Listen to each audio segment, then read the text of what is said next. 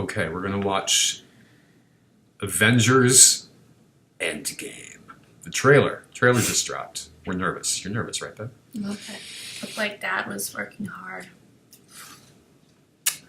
Dad?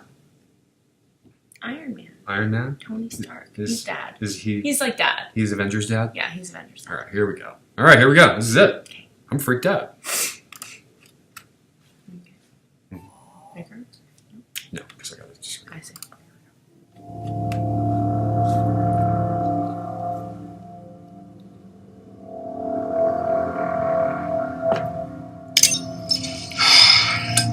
Stay on.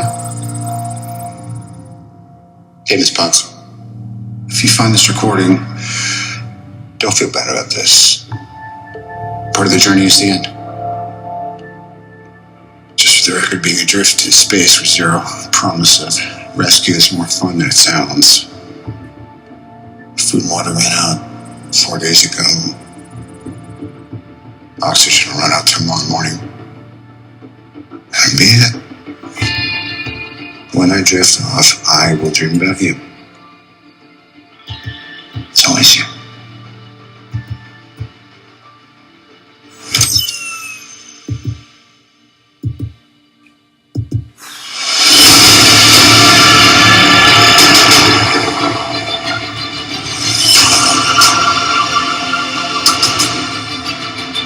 Thanos did exactly what he said he was going to do. He wiped out 50% of all living creatures. We lost. All of us. We lost friends. We lost family. We lost a part of ourselves. Oh! This is the fight of our lives. This is going to work, Steve. I know it is. Ah. Because I don't know what I'm going to do if it doesn't.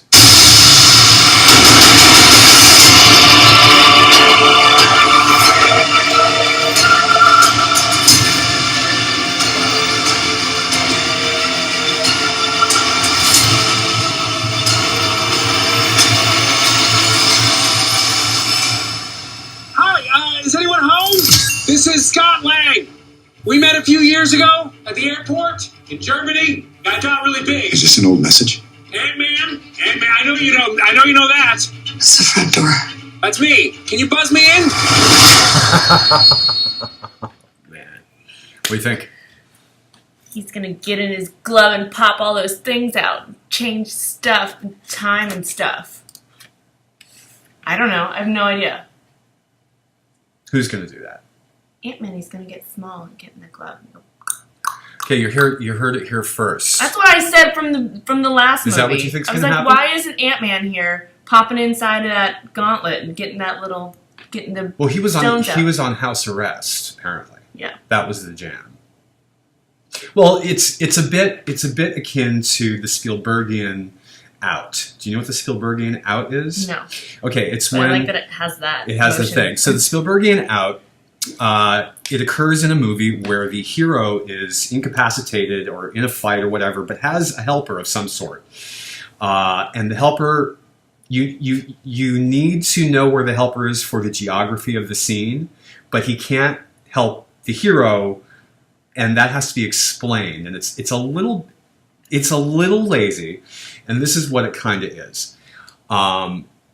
Now, granted, I'm not saying this is that. I'm saying it's kind of like a trope. Okay. So what happens is, let me give you an example. Okay.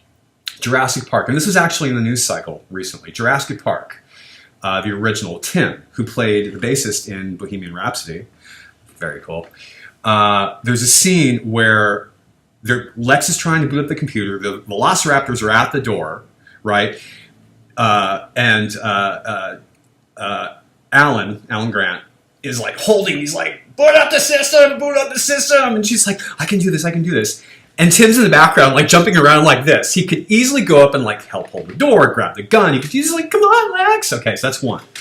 The other example would be, and I've noticed this is why I have examples. The other example would be in Indiana Jones, in The Last Crusade, where Henry Sr., Sean Connery, has infiltrated the tank, and he's fighting with a fountain pen against one of the Nazis, and Marcus is also in the tank, and Marcus basically gets like thrown against the wall, and there's this little music cue where it's like, wah, like he can't do anything. He's like, ah, but he could totally do something. Okay. He's just kind of in the back. The other one would be in Return of the Jedi when the skiff rescue is happening. Luke is fighting all these guys. Han and Chewie are on the skiff, and there's a scene where like Chewie, the Wookiee, goes down and he hurt his knee, and he's like, and all hell's breaking loose. He's like, oh. So you have these shots of ancillary characters or tertiary characters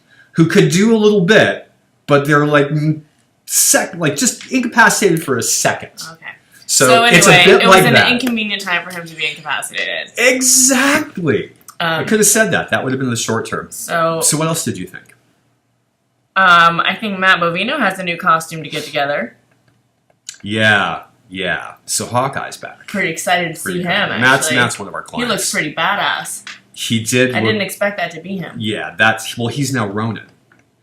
That's when Hawkeye kind of went rogue and became this. Well, that's what a Ronin is. It's a soldier without a master or something. Oh, I thought Ronin was a character. Well, Ronin is a character. Well, yes, he's a different character now. He's still Hawkeye, but he's taken on a new persona, which is a bit more badass. Does he still use a bow and arrow? What Yeah. was that? That looked like he uses all sorts of stuff. A sword or something. He might be like a sword arrow. Sounded like a sword.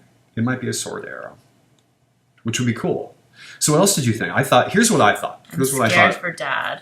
Scared for Tony Stark. Yeah, well, here's what I love about Marvel movies. And this is why Marvel does it right. There's a reason that we can sit here and look at this trailer and be immediately drawn in. Aside from the fact that they are polished beyond polish with their filmmaking. I mean, they know what's at stake, and they take the time, and they're very good at what they do. And yes, I'm kind of going into a Marvel versus DC thing right now, because DC, you want to be great, and they have the tools. They just, it's different. It's a different type of filmmaking. Marvel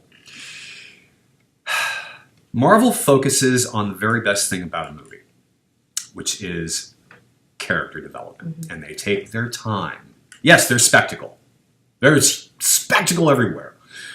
Blood and guts and everything else on the screen. It's great. I love good spectacle. I thought ScarJo looked amazing. ScarJo looked amazing. I like hearing her. She sounds great. I know, her voice is amazing. We love her. But I mean, like, that she's there and she's, like, acting, because she's such an excellent Well, actress. here's the other thing. They get actors' moments. Yeah. When you have Tony sitting in it's a beautiful, it's a gripping introduction with him. Just, it could have been anything in this trailer. Okay, clearly he's done some stuff. He's out there adrift, and he's running out of air, and it's a very personal, it's a very personal trope. It's a very personal, tragic thing that could happen with him dying out there. Will he? We don't know. Obviously, there's talk about it being the last for him, and that Marvel. I wouldn't put it past Marvel to do it. But he's built so much time with the gravitas of his character that it will matter, and it matters the minute he pops on screen. We're so invested in these characters because they're given moments like this in each film where there's reflection, where there's projection of their own futures, if they're short-term, if they're long-term, what have they done in their life. I mean, it was all about his message to Pepper. These are character moments. Even Scott Lang showing up, it's a character moment. It's a nice little bit that he had, and it's comic, and there needs to be that comic relief, and it's not shoehorned, it's so well integrated into these films. Where it's not in other films, frankly. So really good trailer. Hold on. Really excited. Oh. Yes, I know you have things to do. We'll end this. But what I was trying to say is where in other movies, for the most part, it's actors standing on set saying a line in order to get to the next scene. It's like when Henry Cavill, forgive me. It's like when we're just doing a review. I know everybody, like, we know that. Or whomever. I'm not trying to single them out, but we're looking at two very, I'm always going to compare Justice League to stuff like this because Justice League was horrid.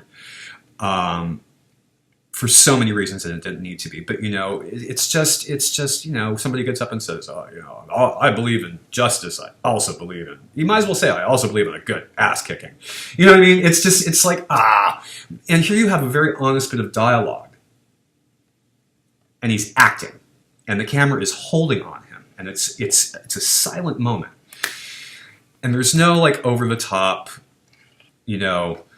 music stings or anything like that. It was just so delicate. It was such a great trailer, and it wasn't for the end game. It wasn't like all about battle, explosion, da da da. All right, it wasn't any of that shit. You know what I mean? My man, give me a break. All right. Anyway, so it was a fantastic trailer. Don't crucify me for going off on Justice League. We just came back from Superman the movie, 1978, 40 years old, and still the best superhero movie I've ever seen. With Christopher Reeve in the theater, we got to see it, which was amazing. Although the print was too dark. They needed to lighten the print on the projector. But it's coming out in 4K. So there you go, DC. There's your plug. See? Bring it right back. I'm a DC fan. I'm just not a Justice League fan. What? Anyway, Travis the new Avengers trailer is reviews amazing. the Avengers trailer, or as I like to call it, I hate Justice League. Next time It'll get clicks. Next time we won't go there. We won't go there. It'll get clicks. We'll just stick to the positivity of the. There's very positive. There's always something to be learned from a good review. Okay, Mr. Rogers. On that note, You just did a hat switch. I just did a hat switch. Should be. Bye, guys. Bye.